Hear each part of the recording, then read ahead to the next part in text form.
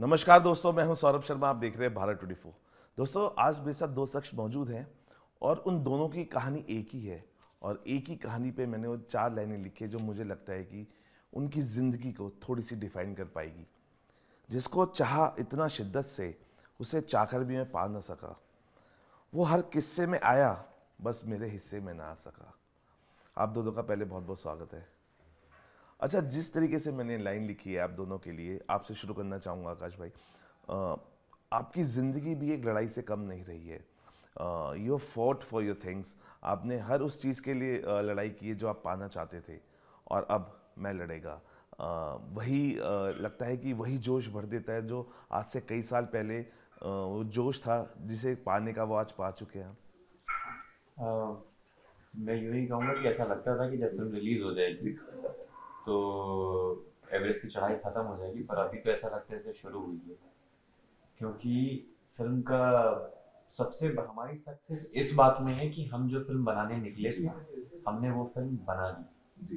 कई बार क्या होता है, फिल्में बननी शुरू होती है, या तो वो कंप्लीट नहीं हो पाती या तो वो रिलीज़ नहीं हो पाती। और मोस्टली ये होता है कि आप जिस प्रकार की फिल्म बनाना चाहते हैं, जितनी अव्वल दर्जे की उसको ले जाना चाहते हैं, आप ले नहीं जा पाते। पर हमें इस बात का बहुत प्राउड है कि मैंने क्या काम किया है क्या नहीं किया वो जनता डिसाइड करेगी, लेकिन फिल्म एज अ फिल्म, ये फिल्म वही फिल्म बनी है जो हमने पेपर पे लिखी थी और उसको वहां तक ले जाता है।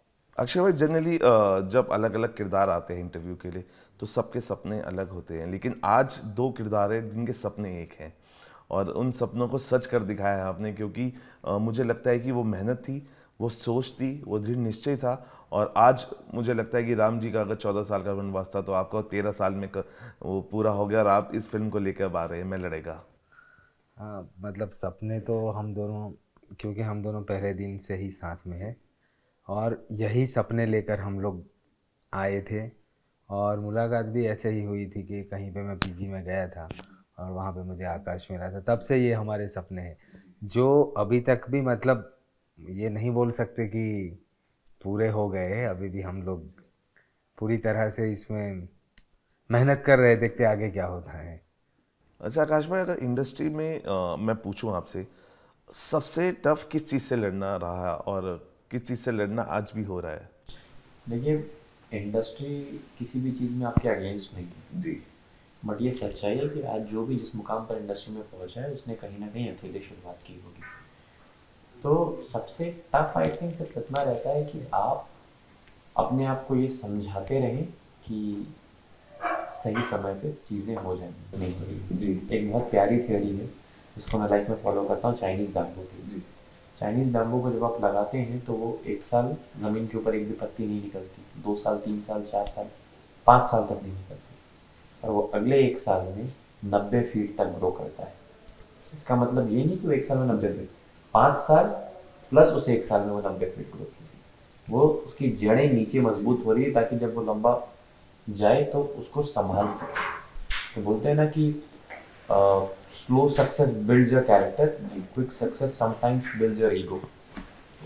अच्छा आकाश भाई, जब आप कानपुर से चले ट्रेन में, वो ट्रेन की जो सीटी होती है, आवाज़ होती है, हमेशा से गूंजती रही, क्योंकि वो सीटी ट्रेन की नहीं थी, वो सीटी थी आपके सपनों की। क्या वो अलार्म था जो आज तक बजता है, और वही अलार्म आपको बार बार उठने पे और हार्ड वर्क करने में और ये मैं लड़ूंगा के लिए एकदम उत्साहित करता है? खैर, उस समय तो मुझे जो पहली याद है कि मैं जब बम्बई आ रहा था तो फर्स्ट टाइम स्लीपर में रिजर्वेशन कराया था। तो उस समय जनरल की तख्ते की लकड़ी की सीट होती है और स्लीपर में वो गद्दे का फील होता है। तो मैं पूरे रास्ते उसको ऐसा फील करते हुए जा रहा था कि ये तो यार बड़ा अच्छा सा है, बहुत प्यारा है। और मैं मुंबई पहुंचा तो वो रात सीएसटी पे बीती पूरी रात, क्योंकि वो पीजी वाले ने ना फ़ोन नहीं उठाया था मेरा।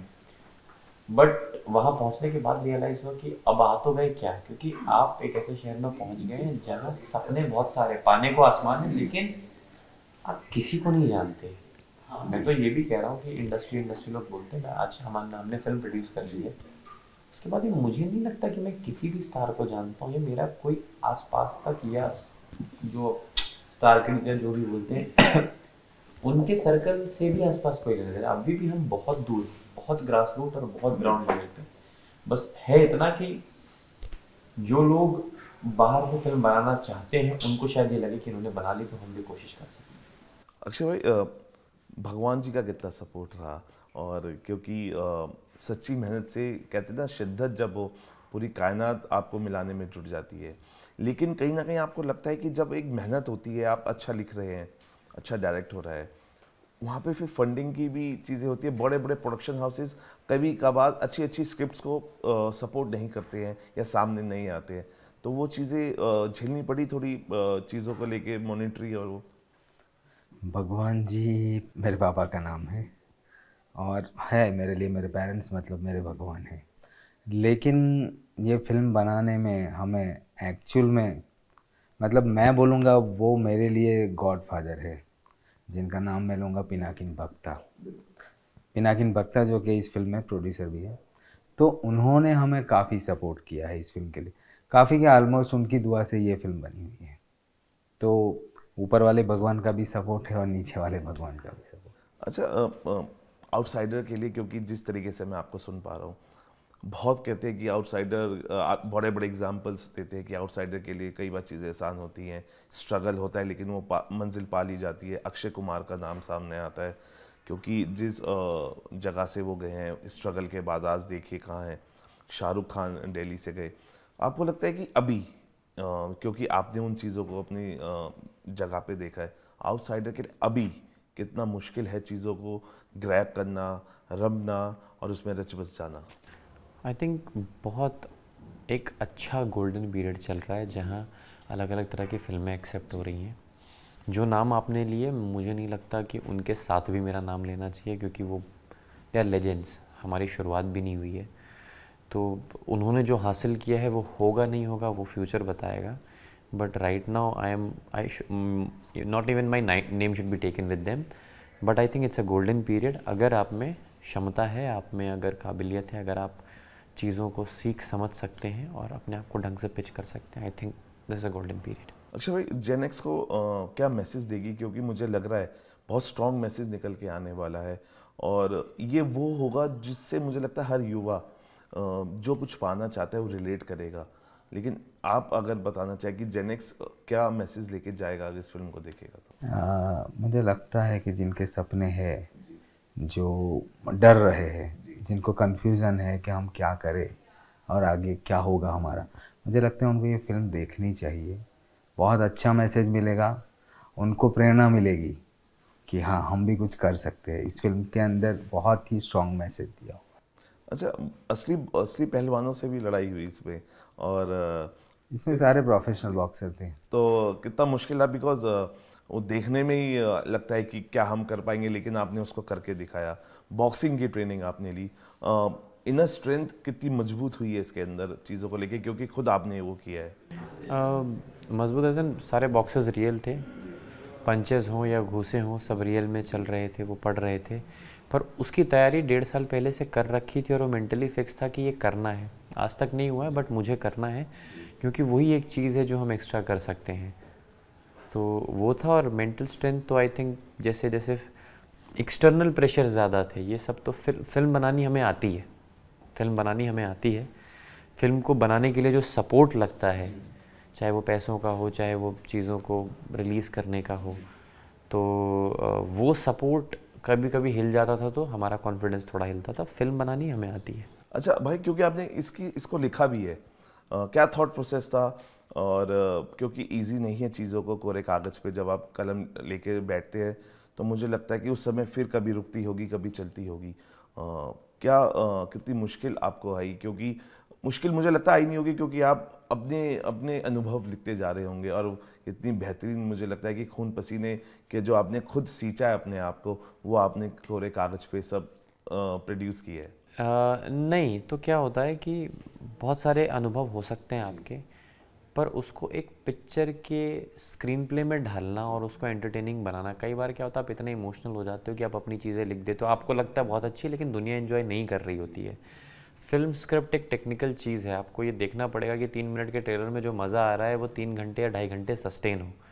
तो उसके लिए नॉन इमोशनल होके एक ऑब्जेक्टिविटी से दूर से देखनी पड़ती हैं चीज़ें, और देखना पड़ता है और 4 लोगों से बात करनी पड़ती है, सही लग रहा है, सही है या नहीं, ओपिनियंस लेने पड़ते हैं। तो मुश्किल था, लिखने का प्रोसेस बहुत पेनफुल होता है कि कई बार आप बैठे हो लैपटॉप खोल के घंटे 6 घंटे कुछ नहीं लिखा, बंद कर दिया, लेकिन वो 6 घंटे आपके गए हैं, बट उसका आउटकम बहुत ही गोल्डन होता है। अच्छा मॉम, अब मॉम कहने लगी हैं आपको देख के, बिकॉज जितनी मेहनत आप कर रहे हैं, अब आप लिख रहे हैं, एक्ट कर रहे हैं, कि अगर बच्चा स्टार बनना चाहता है, एक्टर बनना चाहता है तो उसे बनाओ। नहीं नहीं नहीं, मेरी मॉम ने आई थिंक कुछ दिन पहले ही मुझे ये बोला था कि इतने साल तुम्हें लग गए यहाँ पे पहुँचने में, पहुँच गए फाइनली, लेकिन मुझे आज भी कोई बोलेगा कि अपने बेटे को मैं भेज दूँ बॉम्बे तो मैं तो मना कर दूँगी। भाई अगर मैं आपसे पूछूं, क्योंकि अक्षय की मेहनत आपने आकाश की मेहनत देखी है, आकाश अक्षय मुझे लगता है कि एक ही नाम राशि है, तो कुछ भी अलग नहीं होगा मेहनत के तौर पे, बट आपने कितना इनको फिल्म के अंदर मेंटली के साथ साथ फिजिकली स्ट्रांग देखा है, जिस निश्चय जिसको इनकी मॉम ने देखा है, इनको आपने कितना परखा है मेंटली और फिजिकली?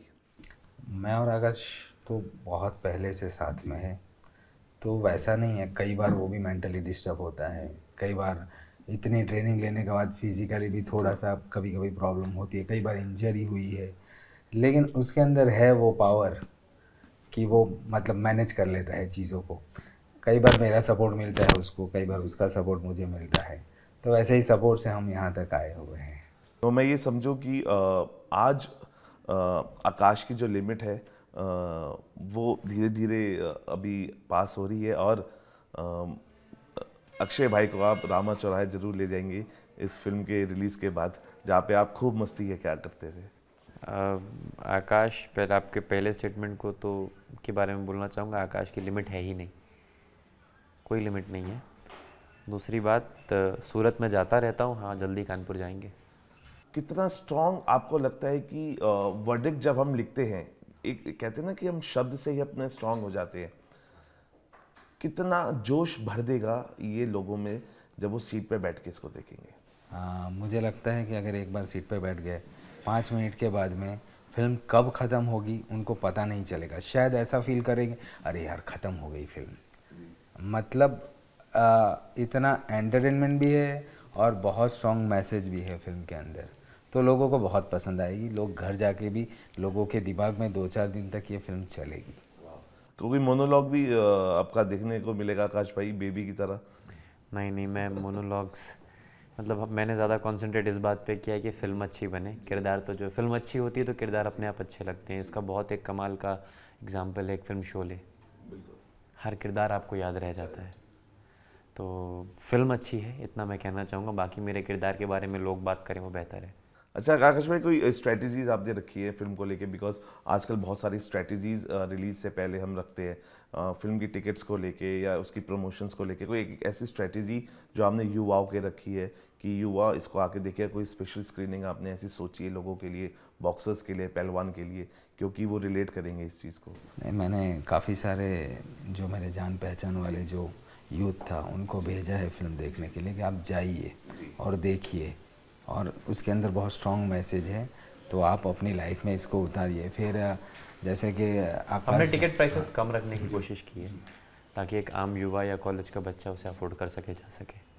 तो भाई क्योंकि हम यूपी से आप हैं और फिल्म सिटी भी हम यूपी में योगी जी बना रहे हैं, कितने क्लोजली आपको लगता है कि ये बहुत जो यूपी के लोग हैं, ये यूपी के युवा हैं जो शायद किसी वजह से नहीं जा पा रहे हैं बाहर काम करने, बहुत सारी मुश्किलें होती हैं, या वो अब बहुत सारा लाभ उठा पाएंगे उस फिल्म सिटी का, जो आपने अभी देखा है मुंबई जाके कि बहुत सारे लोग आते हैं, नहीं आ पाते, लेकिन वो अब क्लोजली देख पाएंगे उस फिल्म सिटी को, उन्हें लाभ मिलेगा? देखिए, सिर्फ वो ही नहीं, आप एक बात समझिए कि फिल्म सिटी बनती है तो वो ही नहीं, बॉम्बे वाले भी फ़ायदा उठा सकते हैं।